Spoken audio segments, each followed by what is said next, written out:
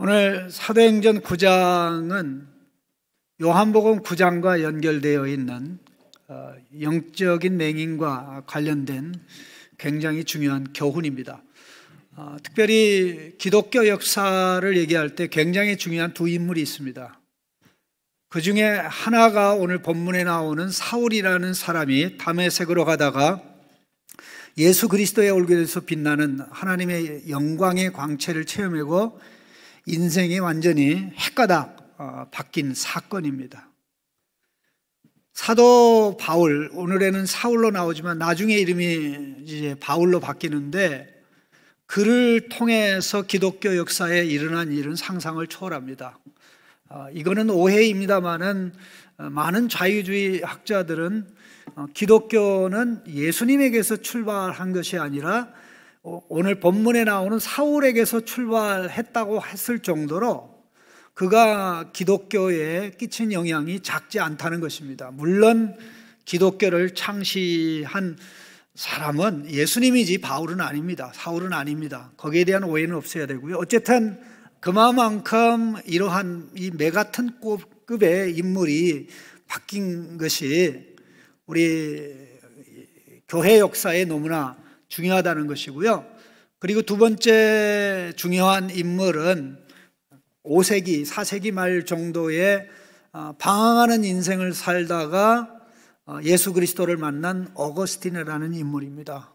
그가 변화되어 예수 믿게 되는 사건은 기독교 역사에 사울이라는 사람이 예수님 만난 다음에 일어난 큰 역사고, 그 이후에도 그와 같은 역사는 일어나지 않을 정도입니다. 어거스틴이 쓴 고백론을 비롯해서 하나님의 도성이라는 책은 지금도 우리가 읽으면서도 많은 감동과 또 감화를 받고, 심지어 예수 안 믿는 철학자들도 그 책을 읽으면서 많은 것들을 분별하고 깨닫는 것을 보면, 하나님이 이 두 사람의 변화를 통해서 어떻게 하나님의 놀라운 은혜와 사랑을 알려주고 드러내는지, 특별히 이 두 사람은 이 공통점이 지성인 중에 지성인이었다는 것입니다. 그런데 너무나 최고의 첨단을 달려가는 지성인이었기 때문에 예수님을 배척하고 거역하는 것이 옳다라고 봤는데, 한순간에 바뀌어서 내가 예수 믿기 전에 나는 눈이 멀었구나, 눈이 멀었다는 사실을 모르고 살았구나 하는 이것을 명확하고 분명하게 보여줍니다. 오늘 이 9장, 사도행전 9장에 나오는 사울은 어떤 사람입니까?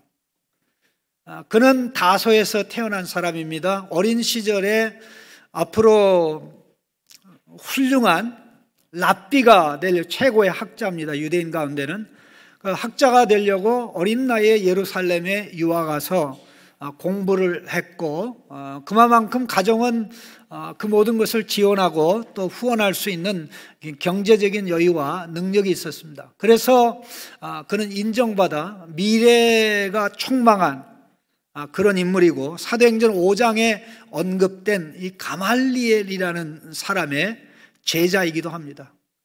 이 유대교회는 굉장히 중요한 학파가 둘이 있는데, 학문 전체를 이끄는 학파가 둘이 있는데, 그 중에 한 학파의 머리가 가말리엘이고 다른 학파 또 샴마이라는 학파가 있습니다만은, 어쨌든 유대교의 정신세계를 이끌어가는 굉장히 중요한 인물인데, 그들이 가지고 있는 신학은 대제사장들이 또 사두개인들이, 심지어는 바리새인들이 가지고 있는 생각하고 동일했습니다.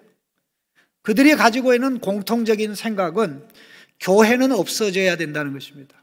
특별히 나사렛 사람 예수를 구원자로 생각하고, 나사렛 사람 예수를 하나님의 아들로 생각하고, 나사렛 사람 예수를 그리스도로 생각하는 사람은 저주받아 마땅하다는 생각을 하고 있었던 사람들, 그 중에 앞에서 리더 그룹을 역할했던 인물이 사울이라는 인물입니다. 사울이 이 모든 일에 나서게 된 것은 초대교회 7 집사 중에 하나인 스데반이 사울이 소속한 자유인들의 해당에 들어와서 예수 그리스도를 전한 게 계기가 되었습니다. 자유인들은 굉장히 시대를 앞서가는 이 소아시아 여러 지역에서 태어난 그런 사람인데, 예루살렘에 와서 이제 헬라말을 사용하는 그런 해당입니다. 그런 해당에 스데반이 들어와서 예수 그리스도를 증거하고 선포할 때에 스데반이 얼마나 성령이 충만하고 지혜가 충만한지 아무도 감당해낼 수가 없었습니다. 그 자유인들의 해당의 핵심 지도자 중에 한 인물이 바로 오늘 본문에 나오는 사울이라는 사람입니다. 그가 도무지 감당할 수 없기 때문에 지도자들과 함께 그가 짜낸 묘안은 깡패들을 돈 주고 매수해서 스데반이 성전에 대해서 나쁜 말을 했다, 율법에 대해서 부정한 말을 했다, 그리고 모세에 대해서 나쁜 말을 했다. 성전, 율법, 모세, 요 3가지만 이야기를 하면 유대인들을 선동해서 스데반을 제거할 수 있다고 판단했는데, 바로 사울의 계산대로 모든 게 다 됐습니다. 이 거짓 증인들을 매수해서 많은 돈을 준 것 같아요. 많은 돈을 주고 매수해서 거짓 증언을 하라고 그랬는데, 그게 그대로 먹혀서 스데반은 사람들에게 잡혀서 그 당시 이스라엘의 최고 법정인 산헤드린 공회 앞에 끌려와서 변호를 하는 것이 6장, 7장의 내용입니다.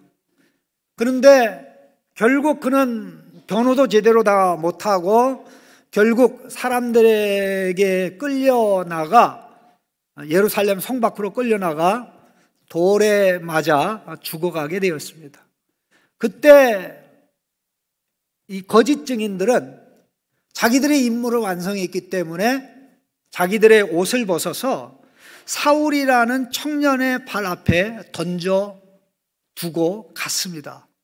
당신이 우리를 고용했는데 고용한 목적대로 임무를 다 수행했습니다. 그때부터 예루살렘 교회에 대대적인 박해가 일어났습니다. 성도들이 이 지역 저런 지역으로 도망가는 그런 상황이 있었고, 나머지 사도들만 예루살렘에 남아있는 그런 상황이었습니다. 그런 가운데 사울은 만족하지 않고 이참에 교회를 끝장내야 되겠다, 박멸해야 되겠다, 완전히 없애야 되겠다 하는 그런 생각으로 대대적으로 움직이게 되었습니다. 그러는 가운데 가정마다 찾아다니면서 예수를 믿는 사람을 색출하여 예수를 안 믿는다고 하면 살려주고, 그래도 고집을 부리면 감옥에 던져넣기도 하고, 심지어는 다메섹에까지 가서 굉장히 멉니다. 예루살렘에서 굉장히 멀리 떨어져 있는 그 외국 도시인데, 거기에 가다가 하늘에서 영광의 광채를 보는 순간 말에서 떨어졌던 것입니다. 말에서 떨어졌는데 자기 동행하는 자들과 함께 두려움에 빠져 있는데 하늘에서 음성이 들려왔습니다. 사울아, 사울아, 내가 어찌하여 나를 박해하느냐. 사울은 그 음성의 주인공이 나는 누구라고 밝히지도 않았는데, 그 음성의 주인공이 구약의 여호와 하나님과 같은 존재라고 본능적으로 깨닫게 됐어요. 정오에 태양보다 밝은 빛은 존재하지 않습니다. 구름이 끼고 흐린 날이 아니라 해가 쩡쩡 비치는 그러한 날에 도대체 어디에서 해보다 밝은 빛을 볼 수가 있습니까? 떨어지는 별똥도 아니고 그 어디에서도 그렇게 밝은 빛을 경험하고 체험할 수가 없는데 그 빛이 얼마나 큰지 사울은 나중에 고백하기를 큰 빛이라고 했습니다. 그리고는 그 고백을 한 시점으로부터 2년 후에는 아그리빠 왕에게 말하기를 태양보다 더 밝은 빛이라고 하였습니다. 여기 하늘로부터 해보다 더 밝은 빛이 나와 내 동행을 둘러 비친다 했는데 원문에는 태양의 찬란함을 능가하는 이렇게 되어 있습니다. 태양의 찬란함을 능가하는 빛. 혹시 지금까지 살면서 그런 빛 보셨나요? 사실 이것은 다메섹에 가서 예수 믿는 자를 잡아 끌어다가 죽이거나 옥에 가두려고 하는 사울의 행동을 막으려고 영광의 주 예수님이 나타나신 결과입니다.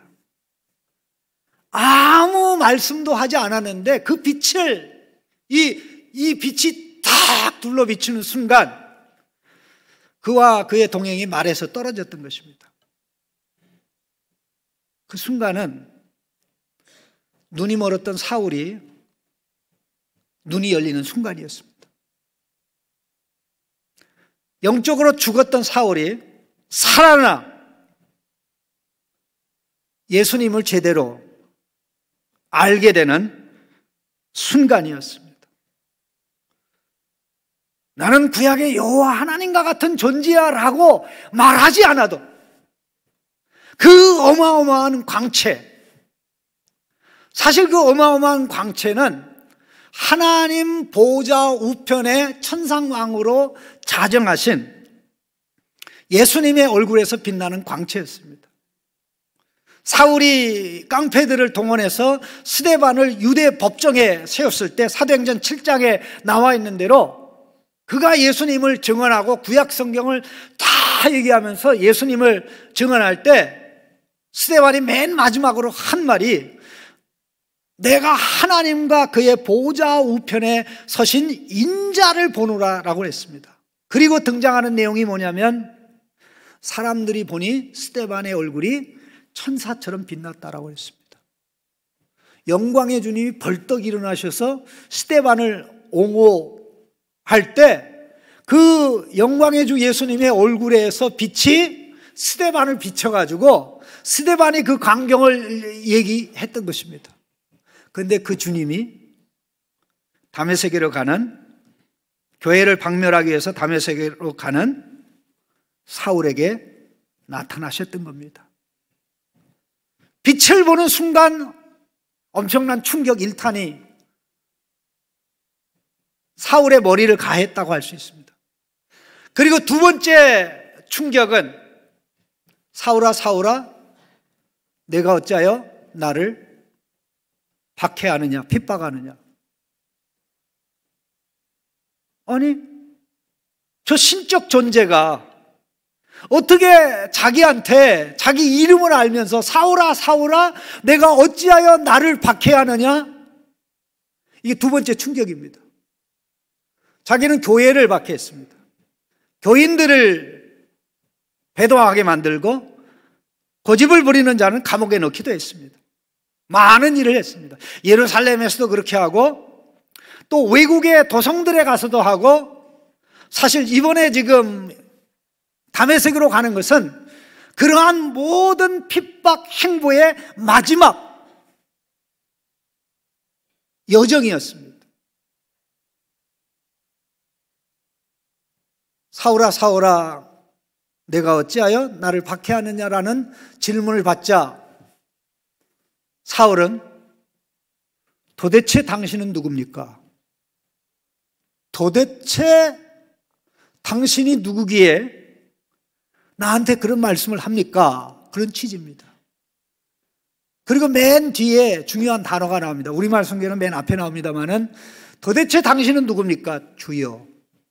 빛의 주인공은 단지 사람일 수 없다는 것입니다. 하나님과 같은 영광의 광채를 가지신 분이라는 생각을 하고 있기 때문에 그렇게 얘기한 겁니다. 두 번째, 얻어맞은 것입니다. 근데 세 번째는 더 놀랍습니다. 사도행전을 읽는 우리는 사울의 의식 속에 교회를 박멸하고 교회를 파괴하고 스데반을 죽게 하는 그런 일을 했는데, 사울아 사울아 내가 어찌하여 나를 박해하느냐? 도대체 누굽니까 당신은 주여? 나는 말이야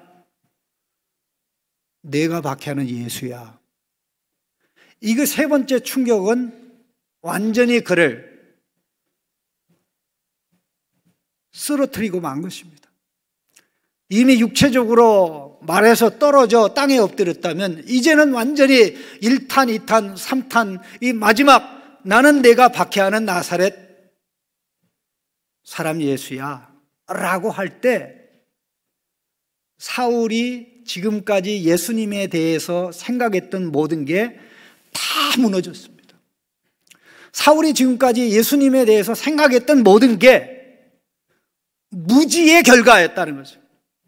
어리석음의 결과였다는 것을 완전히 눈 감고 나사렛 사람 예수님을 본 결과였다는 사실을 알았던 것입니다.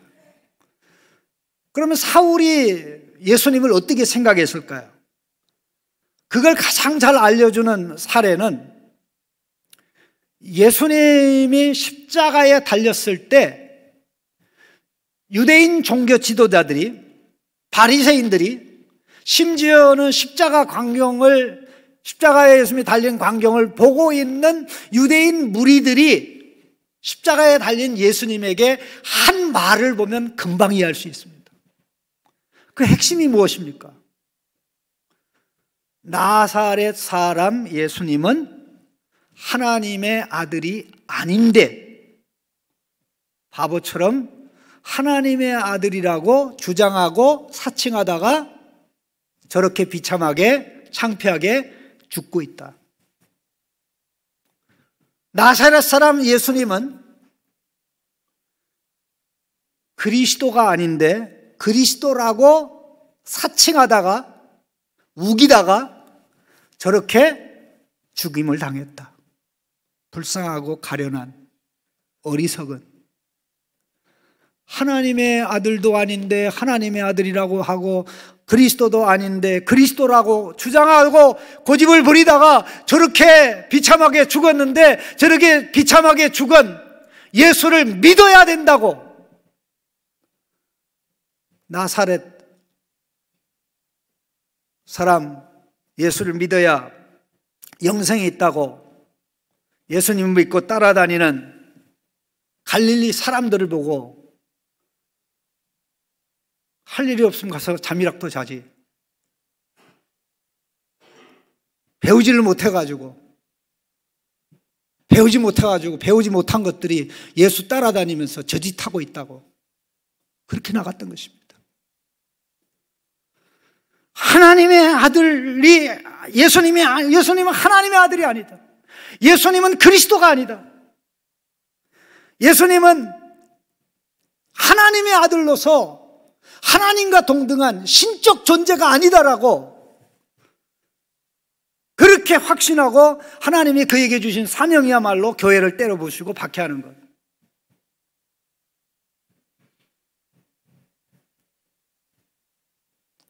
그런데 예수님이 몇 마디 말씀하지도 않았는데 그게 한순간에 무너진 것입니다. 그 빛의 광채를 보는 순간은 죽었던 그가 살아나 영안이 열리는 순간입니다. 그와 동행하는 사람들이 다 같이 있었는데 이러한 놀라운 변화의 역사는 사울 한 사람에게만 있었습니다. 하나님이 그를 불러내신 것입니다. 그런데 하나님께서는 그로 하여금 예수님을 배척하고 거역하고 성도들을 박해했던 것이 얼마나 그가 눈이 멀어서 그와 같은 행동을 한 것인지를 생생하게 알려주셨습니다. 그게 바로 사울이 눈뜬 장님이었다는 것을 하나님이 알려주신 사건입니다.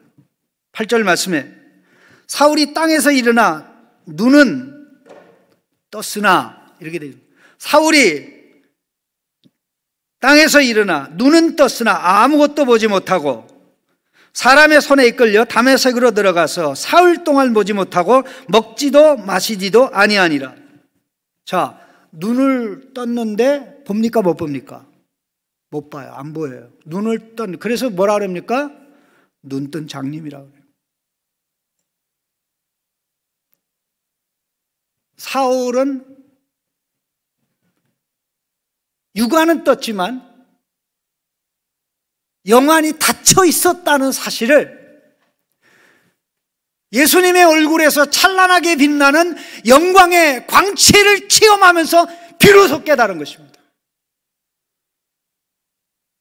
예수 믿기 전에 내가 장님이었다, 영적으로 장님이었다, 맹인이었다라는 사실을 아는 사람이 있을까요? 여러분들은 아시고 교회 나오십니까? 예수 믿습니까? 나는 맹인이라 보기 위해서 예수 믿어야 돼. 나는 무식하기 때문에 똑똑하기 위해서 예수 믿어야 돼. 그런 사람 없습니다. 빛을 받아서 영적으로 살아나니까 영안이 열려서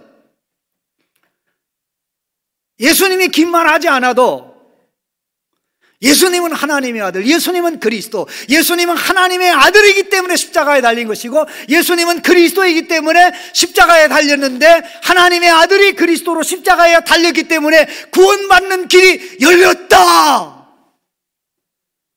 이것을 목숨 걸고 외치고 선언하고 전도하고 선교하면서 이때부터 평생 순교자로 운명을 다하기까지 살았습니다. 눈이 열렸기 때문에 똑같은 예수님이 완전히 다르게 보인 것입니다. 저주받아 없어져야 될 예수, 그러나 가장 복되고 영광스러운, 그분이 아니라면 영광을 말할 수 없고 그분이 아니라면 지혜를 말할 수 없고 그분이 아니라면 삶다운 삶을 말할 수 없다라고 그렇게 외치며 선언하며 평생을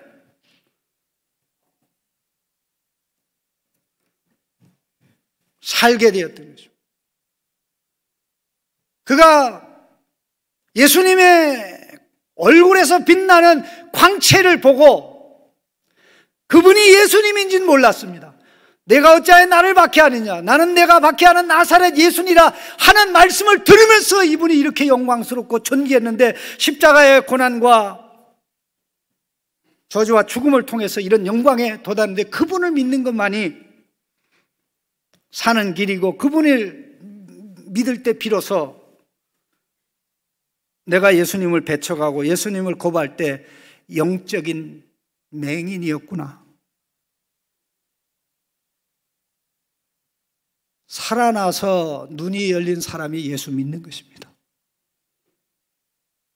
예수 믿으면서 비로소 나는 맹인이었구나 하는 것을 깨닫게 되고 이제 내 안에 있는 무지를 제거하고 점점 보려고 하는 것이 우리 성도의 삶인 것입니다. 우리 방금 찬양했던 나 같은 죄인 살리신, 참 얼마나 많은 사람들을 감동시킵니까, 이 찬양이. 1절 가사가 나 같은 죄인 살리신 주 은혜 놀라와 잃었던 생명 찾았고 광명을 얻었네. 사실 이거 우리말로 불러도 감동적이고 그랬는데 실제 영어 가사로 불리면은 더 감동적입니다. Amazing Grace로 시작해서 이 맨 마지막 이 두 번째에 나오는 잃었던 생명 찾았고 광명을 얻었네. 그게 원래 영어로 나오는 곡에는 I was once lost, But now I am found. 나는 과거에 길을 잃었었는데 찾아진 바 되었네. 하나님이 나를 찾아주셨네. 그런 뜻입니다. 그리고 여기에 광명을 얻었네라고 번역된 이 가사는 실제적으로 I was blind. I was blind. But now I see. 내가 맹인이었는데 지금은 봅니다. 내가 맹인이었는데 지금은 봅니다.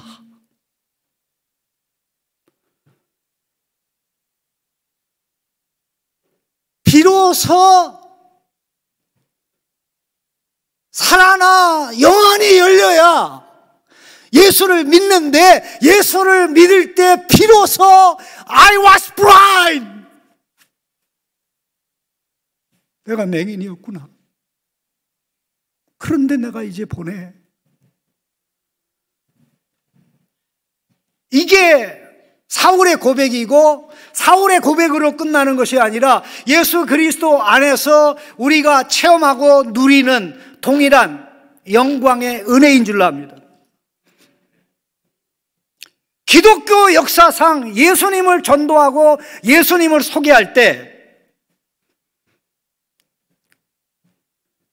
나사렛 사람 예수님은 하나님의 아들입니다. 나사렛 사람 예수님은 하나님의 아들입니다. 하나님으로서 하나님의 아들입니다. 라고 최초로 가르치고 선포하고 복음을 하나님의 아들 예수님의 복음이라고 했던 인물이 사도들이 아니고 오늘 본문에 나오는 사울입니다.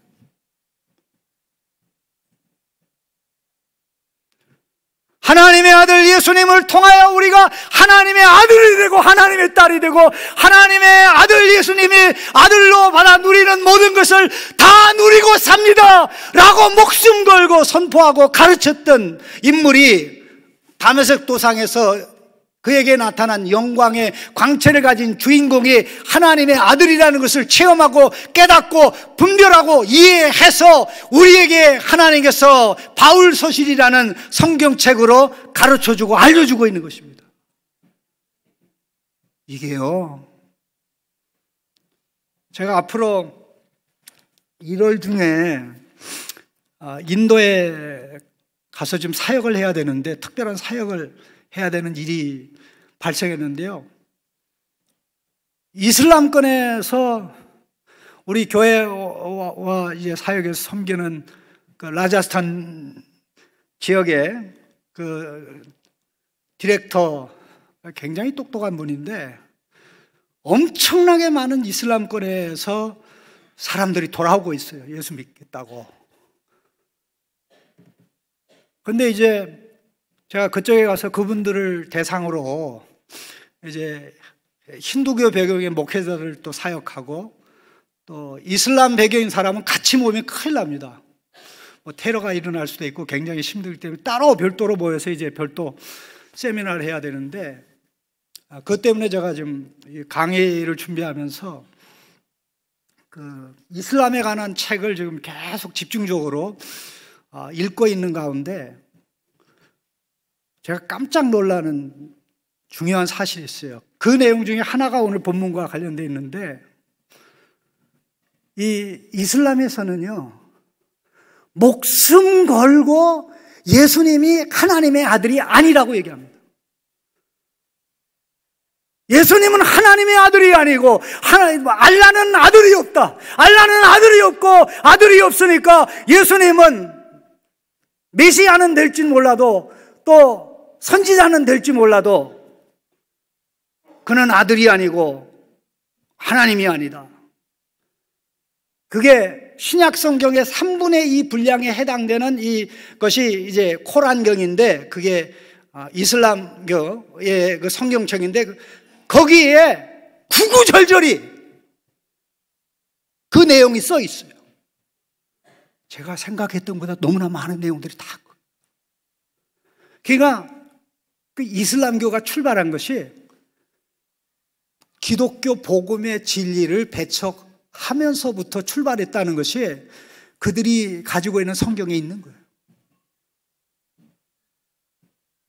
그러니까 우리가 오늘 믿음 생활하면서 예수님의 아버지를 우리의 아버지로, 예수님을 하나님의 아들, 또 하나님의 아들 예수님 때문에 우리가 하나님의 자녀 된다면 예수님은 우리의 큰형님이 되는 것입니다.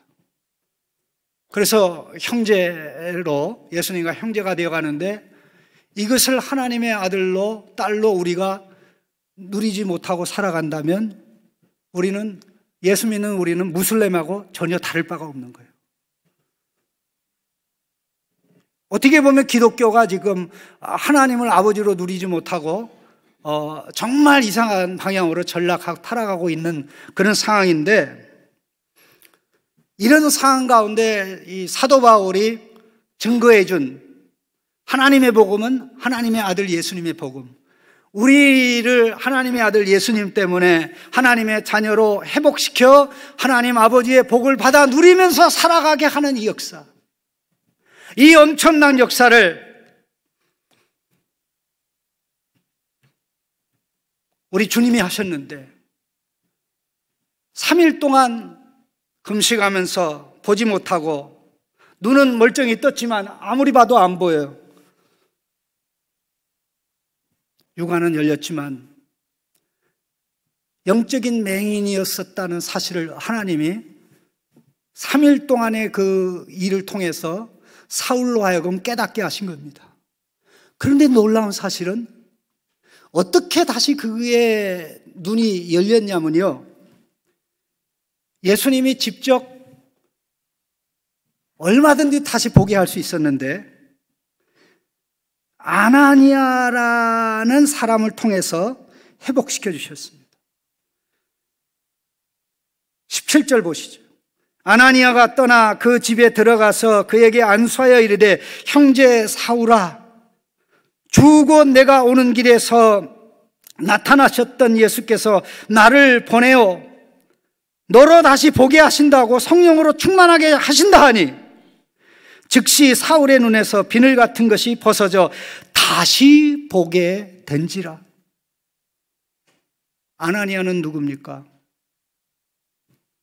다메섹에 사울이 도착하면 제1순위로 체포할 자입니다. 제1순위로 잡아다가 죽이거나 예수를 거부하게 하거나 옥에다 넣을 인물입니다. 근데 그 아나니아에게 우리 주님이 사울을 보낸 겁니다. 우리 주님 뭐라 그랬습니까? 나는 내가 핍박하는 교회야. 너 교회 핍박했지? 교회는 나야. 예수님의 몸이죠. 사울이 언제 예수님을 핍박했습니까? 교회를 핍박했죠. 성도들을 핍박했죠. 사울의 머리통이 깨진 겁니다. 교회는 부활하신 예수님의 영광을 가진 몸이구나. 그 부활의 영광을 가진 예수님의 몸인 교회에 동참하게 하기 위해서 영광의 주 예수님께서는 사울을 아나니아에게 보내서 아나니아의 안수를 받아 회복되게 하시고 예수님의 몸에 영광스러운 지체가 되게 하셨던 것입니다. 눈이 열리면 교회가 이렇게 소중한 것이구나. 이 땅의 교회가 예수님이구나. 그러니 교회가 예수님의 영광을 가지고 살도록, 예수님의 영광을 받아 누리도록 얼마나 우리 주님께서 역사하시고 이끄시겠는가라는 걸 생각하면 내 눈이 열려서 내가 사업을 하든 무엇을 하든 예수님의 영광이 드러나도록, 예수님의 몸의 지체로서 그 영광이 드러나도록 살아가는 것이 눈이 열린 사람들. I was blind, but now I see. I was blind, but now I see. 내가 맹인이었는데 지금은 봅니다. 보고 또 보고 영광의 빛을 보고 또 보고 눈이 더 좋아져서 평생 한 길로만 사람들을 예수 믿게 하고 하나님의 자녀로 회복시키는 일을 하면서 바울이 살았듯이 오늘 우리가 이렇게 살아가게 되는 것입니다. 이런 은혜가 동일하게 성령의 역사를 통해서 우리에게 일어나고 있는 줄로 믿습니다. 이런 체험 속으로 계속 나가시기를 예수님의 이름으로 축복합니다.